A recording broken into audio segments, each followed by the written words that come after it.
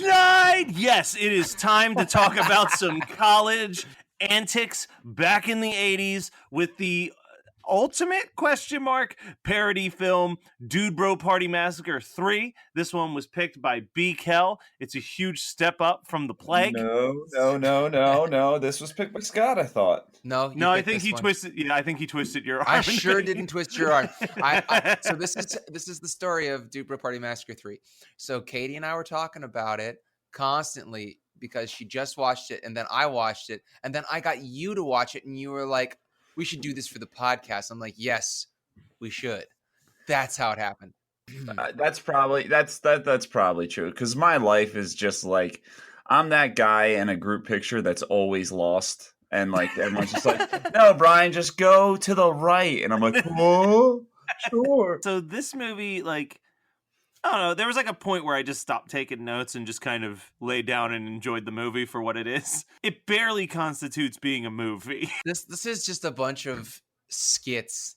Yeah, like it's the fact that it was made by 5-second films shines because so much of the scenes are literally 5-second ideas and then jumping to the next thing. Like it's very like manic. But I do appreciate that it kicks off with a Texas Chainsaw Massacre parody right out the gate with the intro and the voice and the scrolling text and the red background and all that. That's great. I'll tell you what, though, I would much rather be watching Dude Bro Party Massacre 1. That movie seemed dope as shit. I was like all about that one. So I rewatched this yesterday. Mm-hmm. I think I rewatched it yesterday and then just finished it 20 minutes ago. And I think what made me enjoy it so much this second time around was Thursday. I was just like, oh, why not? Let's just do, like, it's Thanksgiving, so let's watch Thanksgiving. And comparing the two parody movies, like, this movie is just so fun. And it knows how to make a parody. And Thanksgiving doesn't. Like, Thanksgiving is just a boring version of this. Thanksgiving's got, like, 2 really funny segments, and the rest is trash. Yeah. The scene in the car with the dude is amazing. Where he makes the guy call his daughter to say goodbye to her before he kills her. And then when he's wearing the girl's dad's face and no one recognizes that it's just a turkey wearing a human face. Like they're the only 2 parts that make that movie worth watching. But it's not even, like, I just wish someone would have showed me those 2 parts. I have to say, I got a genuine, like, gross out from the vomit blood spurt. Oh, it's awesome. But bro, hold my hair back. Yeah. It's so gross. It's like that's not the grossest thing that happens in this movie for sure. Oh, I think that just the look of the vomit and blood coming out of his throat simultaneously. No, thank you. So the very beginning of Dude Bro Party Massacre, the one, is hilarious because of the slow-mo solo cup smash. Like they're just smashing cups. I took some notes. Most of my notes are just quotes because I love this film. I think it's fucking hilarious. It was just so painful. I don't know if I can talk about it. Okay, I'll try. Yeah, no, there's some like I have the one quote I have written down here is I forget the whole context where he just goes, because I'm Brock, you know? Like, it's oh man, this movie, I think this movie is so funny. Like it's funnier than it has any right to be. Like it doesn't have the rewatchability factor that it has this rewatchability factor, but no movie like this should have that kind of rewatchability factor. Yeah. I think it's just, like I said, I really like this movie. I don't know how often I would watch this movie. Because I've watched it twice in 6 months, man, and that's saying a lot. That's a record for you. No, not a record. Turbo Kid beats that record with 3 within a month, but this is up there. But I just think that this movie's just so, like I got tired. Like it's like running frenetic. A marathon. Yeah. Like there's at least one quote that I know I will be using in my life all the time, and it's the one cop when the car breaks down, he goes, "My dream." I thought that you were gonna talk about banging kids. I'm gonna bring kids on my bus and bang them. Yeah, it's so funny. She's like, your library bus, that's not the name. The bus where you bang their minds. Too long. It's too long. I also like when that cop saves the kid from getting abused by his dad. I'm not sure if you catch, but the dad goes, "You think you're cooler than me just because you got a tie and a job?"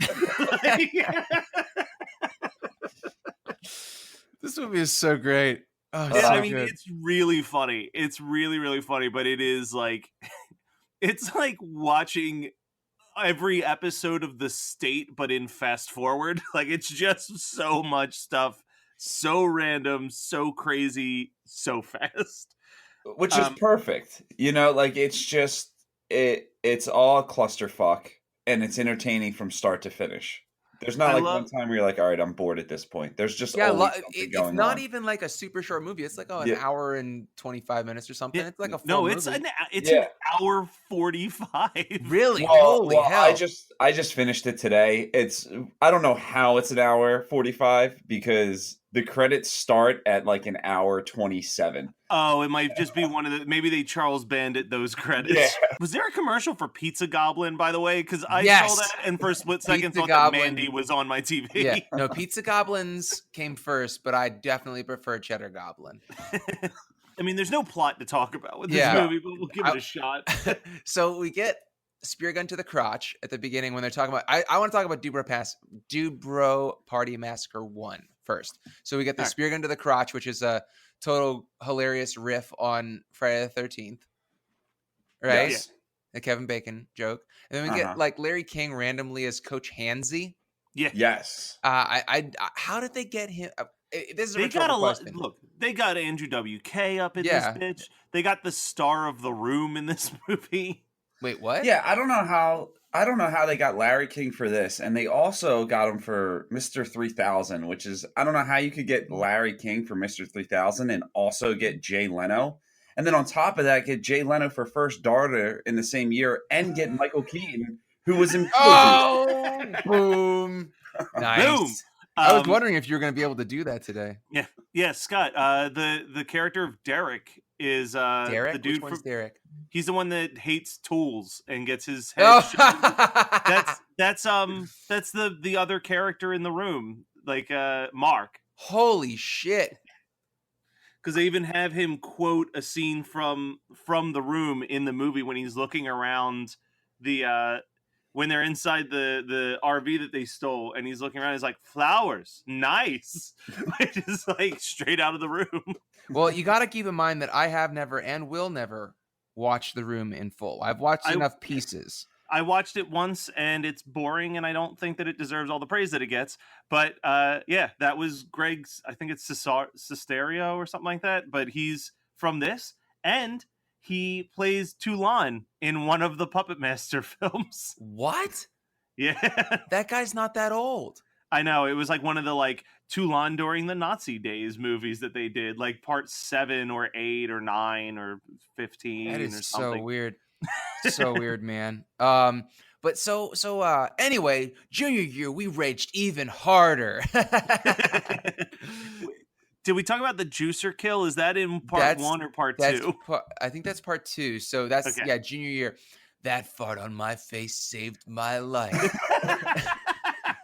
And then Jimmy Galoshes doesn't understand consent because Jimmy Galoshes is out streaking with the girls and they all get electrocuted, and then he touches a boob and gets electrocuted and he deserves it. Like none of the bros deserved it as bad as Jimmy Galoshes. But the best is like he doesn't even like touch a boob as much as he like oops a boob. Like he bops it on the nose and turns it into a bag of oranges. If that boob was a Facebook profile, he poked it.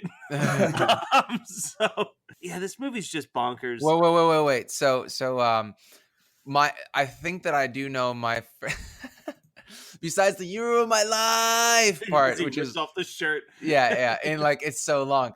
My other absolute favorite quote is right in Dubro Party Massacre 2 when this guy, I don't think they said the name, but they might have said whatever frat brother it was, and he's looking at the Areolas magazine. He goes, "Gonna masturbate." Oh shit, man! It's so. funny. Actually, I remember what my favorite line in the movie is. Now that I'm looking at, is the dude in the wheelchair at the very end of the movie. Nerdry. Yeah, when you think that he's come back to save the day, and he goes, "You want to see some Some cold ass shit? Oh man, that character's great too. I love it when he's like, oh god, it's when wait, Brent is the character in this one, right? Not Brock. Brock's the one that gets killed. Yeah. Okay, so Brent is like, I gotta go with him. You'll find your way. And he's like, oh, and he's just kind of like wheeling along. And he's like, oh, why couldn't it be a handicap accessible canoe or something like that? It's fucking great. So let's talk about the character of Samantha, who's just so outrageous throughout this entire movie. She's hilarious. When her eyes glow red and she's like, "Fill me with your seed." It's Samantha. I literally tried to bang all of you. I love when she shows up with the beer and she's like, "But I have beer now. You can like me." And he goes, "We can like beer without liking you." Basically, that's the female Brian. Just like me. You guys like me, right? Yeah. And like, man, what is that line when she's? Oh man, I thought I wrote it down, but damn it, I guess I didn't write it down. We call him TODD for short for Todd. For Todd. Get the fuck out of here, Samantha! But then he like knocks the cookies out of her hand and she says something that's just hilarious, and I didn't write it down. But man, all of her lines are so funny because she's just such a tryhard, and it's great. I also like that it says like what's their frat called? Oh, I can't remember. Well, it says like female than the frat. And I just love how she's such a tryhard. It's so fucking funny to me. So I want to talk about the reveal of Motherface at the end of this movie. Wait, no, we can't go that far ahead. We went to cold ass shit. So Sminkle, that line, the Sminkle's bang bus. All I want to do for the children of Chico, I just want to bang them all. But we're also missing so many great. We'll get back to it. I just want to voice something that I think is funny. It's two things. One, the best line delivery in the entire movie is during the dream sequence where he's like, "I know who you are. You're Ronald Reagan." And Motherface goes, "No, I'm not. No, I'm not at all." But I love that the reveal of the killer is like barely a reveal. Like, I was like, yeah, I knew it was the therapist. I thought the therapist was someone more important than that. Like, she's the sister of the mother. Like, it's one of those things where you're like, it's like Billy's mom in Scream 2. Like, you're sitting there going like, that's it? Like, I thought that we'd get someone that's been in this movie consistently, not the chick from Roseanne who popped up twice. Oh man, I think that's what's so funny is it takes everything that would be a bombastic joke, turns it on its head, and it's funnier that way. Yeah. You know, like when Sminkle and oh god, I can't remember what her name was. The female, which is a bag of oranges. Yeah. That's my favorite scene. When she's actually a bag of oranges, and he's like crying and rolling on the floor. Yeah. Just that entire setup and delivery. It's so ridiculous, and he's so funny. Just like Sminkle's hilarious. Yeah, bag of oranges, get in here. We could solve the orange case together. About that, I solved it. Yeah, you know, with what fucking clues, partner? Yeah, I also really like the fact there's no internal consistency to pretty much any of the characters at all, because he's like snorting coke and he goes, "I'm an immortal fuck machine" at the beginning, but he's the virgin sacrifice. And how did they get Patton Oswalt to be in this? It's not like he's doing a whole lot, but I mean, you have to think that 5-second films for like a good 5 to 6 years at this point had been a pretty high ranking comedy site. There's cameos from like every writer from crack.com. throughout yeah. this movie. Oh, for sure. Like they got a lot of just like, I think they just got good clout. And also like, think about, we were talking about Larry King. Like, how much money do you think they threw at Larry King to just stand in a gym and say like, "Oh no"? Yeah, stand. Basically, he wasn't even in a gym. He was just in like a green screen. Yeah. Half this movie's shot in a green screen. I don't even care though. It's so funny. God damn it. Larry, man. Not Larry King. Patton Oswalt's been in like a few National Lampoon movies post 2007, and I just feel like if you're in a National Lampoon's movie post 2007, that's pretty much like doing a startup college movie, like with no money, because no one cares about them anymore. I think it's in Patton like just likes to Blackball. work. Yeah, like he's just he's like Danny Trejo. Like he'll just be like, "Oh, you're making a movie? Sure, I'll be in it." Especially if he doesn't have to commit to more than like a day. I'm sure he's like, "Yeah, I'll help you." Do you think that he did all of his? Do you think that Patton did all of his scenes in a day? Oh, easily. I don't know. Like, I know that Andrew WK's in this movie. Yeah, for a split second. He's in it like 3 times. Yeah, Andrew WK is a lot easier to me because it's like that dude loves the party, and this movie has party in its name. So like, yeah, I think that was the whole joke. I think they just we're told doing him the Dude title. Bro Party Massacre 3. Do you want to be? He's like, yeah, brother. He's like, don't even show me the scripts. I don't need a script. He seems, but you know what? God bless Andrew WK. Andrew WK is awesome. Just an internal source of optimistic partyism. Yeah, and like I love how his idea of partying really is completely disassociated from drinking. Yeah, it's just it may happen, time. But he's just about like, let's just be fun. Let's have fun. Like, let's get fun and we want to get wasted. Wait, is that a song? Yeah, that's the song that he did for Jackass. Oh, okay. We want fun. Oh yeah, I just don't remember the lyrics. His song titles are amazing. His song titles are the song. You know, that's how he writes songs. He's like ready to party hard, fun. We want fun. He's hilarious, and he's like a motivational speaker. It's wild. Remember when there was the whole drama of like, is he really Andrew WK or is he an imposter WK? What? Oh, it was bonkers. People were like, he's not the original Andrew WK. Like that was like the big conspiracy theory. You know, he probably had some PR company build that just so people would talk about it more. I don't want to believe that he's anything less than a completely wholesome person, though. He called. I think it was Jonathan London got a phone call from. I'm sure he got a call from Andrew WK because Jonathan London gets calls from everybody. Well, no, this was like when he put out his second album, The Wolf, he promised to call any person that bought it online.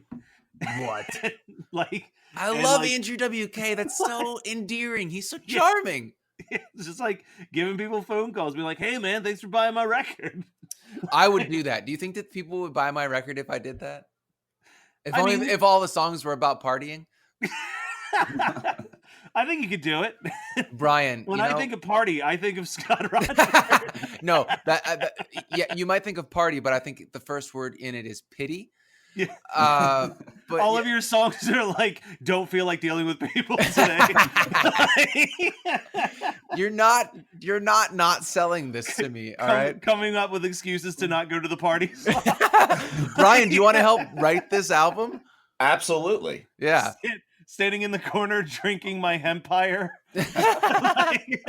Emperor, yeah. God damn. Okay, so back to Dude Bro Party Massacre. They go and the funniest cameo that is somebody that I guess I should know, but I don't, is the dean. And she's like, you killed 250 people and I do not eat farts. And then they're like they get banished to the lake for whatever it was, Pledge Week or whatever, and they're like, you can't make us leave campus from Pledge Week. It's like Easter for men. Yeah, Easter for men is what I had written down too. But then they go and they're driving, and the song that they're singing along with the radio is "Nobody is gonna die. Nobody is gonna die." It's just, man. And then I guess it's Todd is driving the bus, and it's first of all, the bus is like covered in stuff that Samantha put that says like happy anniversary, and there's like baby stuff in the bathroom, and then they're like, there are no consequences in America because we're Americans. This movie, I'm really glad I finally got around to watching this movie. Yeah. Also, there's that cleanup montage. Oh, first of all, they crush so many beers in this movie. I don't even know if they're drinking the beers, but they're just crushing beer cans. Like hundreds of beers were crushed for this movie, and they're just like shotgunning them, and it's hilarious. It must have smelled awful if those were really beers. I'm sure they were. I'm sure that's like a huge perk to be in this movie. So, Brian, real talk, was this a trigger for you? No. Okay, good. Because like I felt bad rewatching. I was like, Brian picked this, and I definitely pushed him towards it. Am I like that devil on his shoulder? No. See, what you guys don't understand is like watching a bunch of people drink isn't a trigger for me. Watching like X-Ray is a huge trigger for me because it's so bad. I'm like, oh man, this would be much easier if I had a beer and a lot of cocaine. Well, they did a lot of cocaine in this movie too. Yeah. But he had fun. I had fun. Yeah. All right. So, also there's straight up dude balls and man ass in the cleanup montage, which I think is also hilarious because there's a little bit of female nudity, but there's so much more male nudity. Which I always love that in movies. It's like one of my favorite jokes in Orgasmo is that there's like it's a film about porn, but there's way more man ass than any boobs. Yeah. Yeah. Yeah. There's like one set of boobs that you see in Orgasmo, but so much man butt. So much man butt. And you also see a lot of man butt in basketball. I think that Trey Parker and Matt Stone got into movies just so they could show off their pasty, flat asses. Where they're gigantic dongs in basketball. Longwanger. Oh. The scene, I remember the first time I saw that movie, I didn't even notice the scene where he like turns around real quick and you see a huge dong. Yeah. How did you miss that? I think I missed the giant dick joke the first time. Like when she threw the papers down, I didn't notice. Oh, and they both like, I love that. That's so good. She flings the papers down and they both flinch because it smacked their huge dongs. So funny. So fucking funny. Man, that would be a good Patreon episode. I could talk basketball. Oh man, I feel like basketball would be a joy for us to record, but a slog for the patrons to listen to because it would literally be 3 hours long.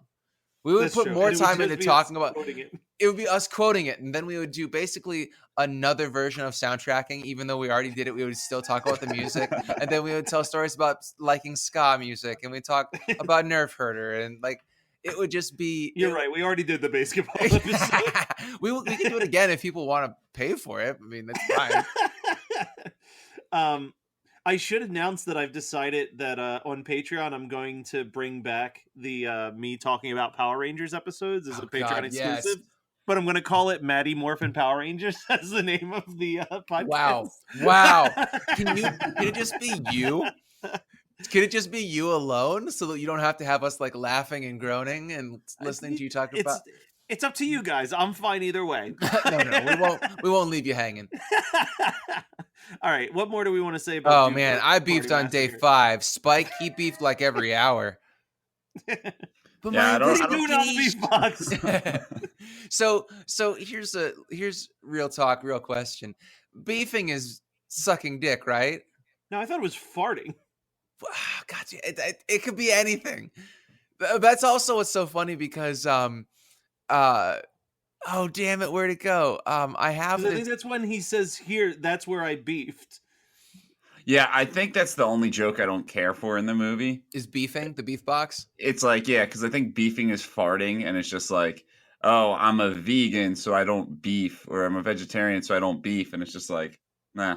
Yeah, I've been in Scott's house. There's plenty of beef. Listen, it wasn't just me. I had at least one Kelly brother with me 2 years ago, and then this year I had 2 of them. And Mario comes every year, and that dude's he's not vegetarian, and he farts every day, all day long, and his farts are the worst farts I've ever smelled in my entire life. I've been beefing this entire episode. I don't know if it's the fucking Thanksgiving leftovers or the fact that I ate so much hot wings yesterday, but I just just even you saying hot wings is just gross. Yeah. But my investigation, we dance. Then we're killing the killer, just like old times, Brock. Go rape years. I trusted you.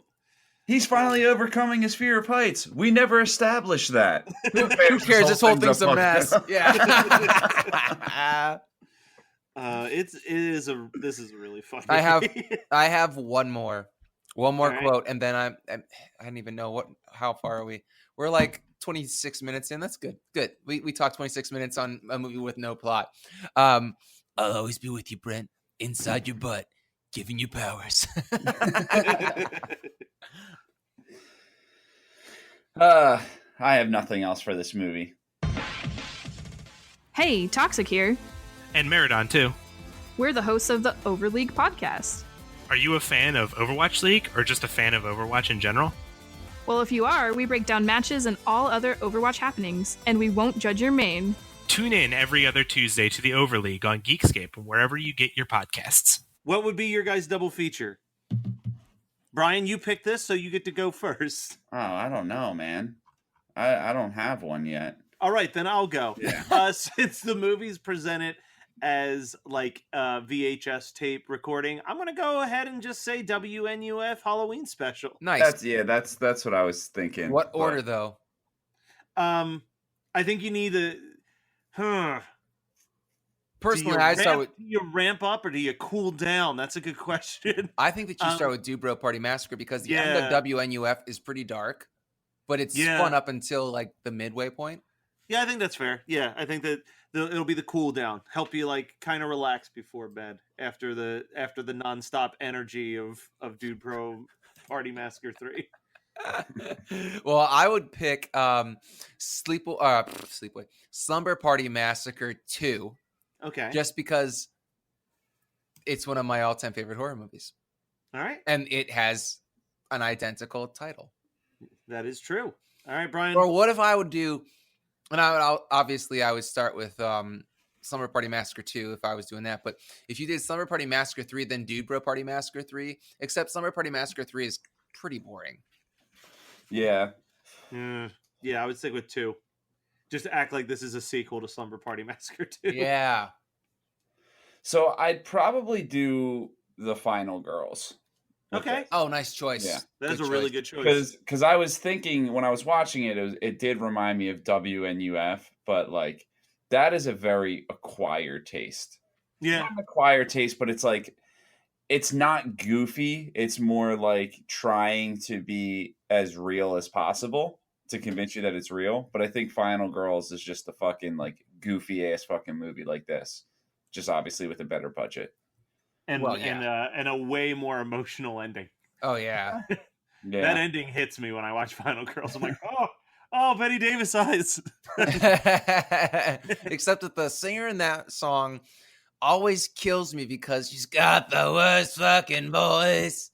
Yeah, she's got that very like if Stevie Nicks smoked a pack of cigarettes. But the thing is that I wouldn't even put her in the same universe as Stevie Nicks because Stevie Nicks actually has like talent and was able to write hits. Yeah, but who sings Betty Davis eyes? I forget. I just remember that it was a replacement. They wanted to use a Madonna song, and Madonna didn't give them the okay, so they replaced it with Betty Davis eyes. Oh, in Final Girls? In Final Girls. I don't know what, because I remember the story on the commentary track was it was a very specific Madonna song, and she said literally you could have any song except for that one because it's so personal to me. So I'm wondering if it's like a prayer is my guess. I feel like that one's kind of got the closest to the beat of Betty Davis eyes.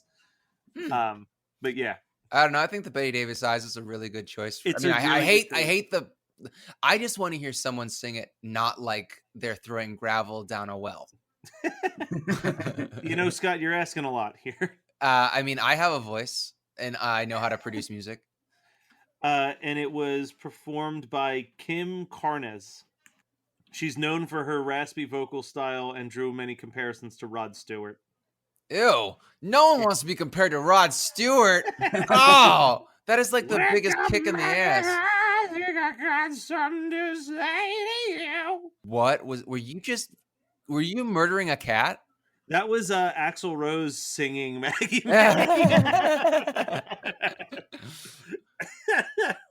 I have one question for you back to Dude Bro Party Massacre. Favorite kill?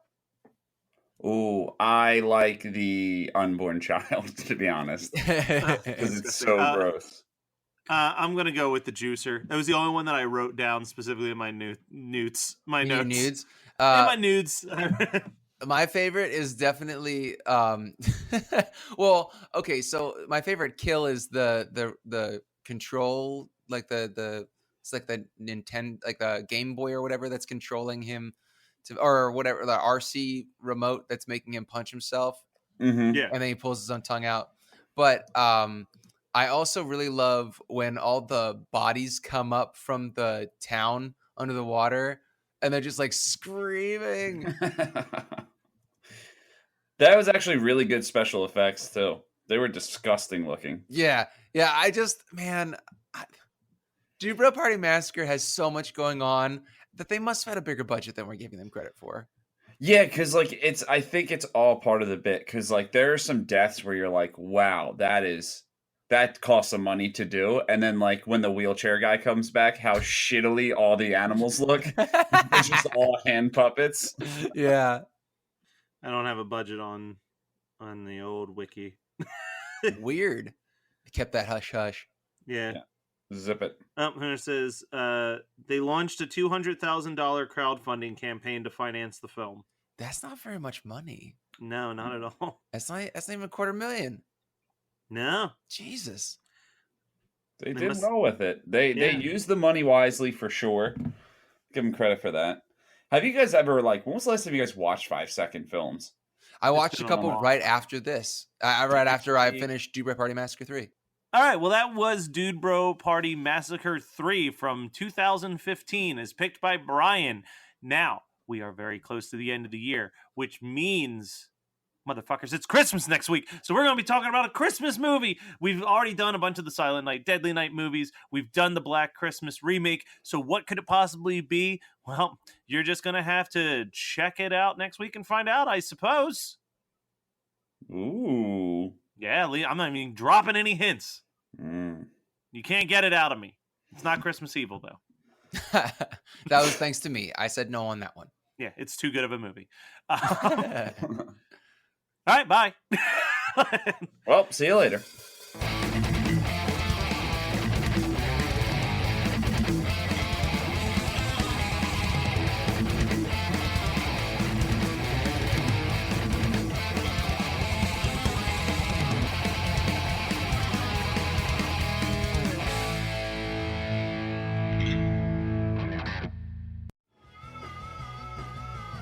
You're listening to the Geekscape Network.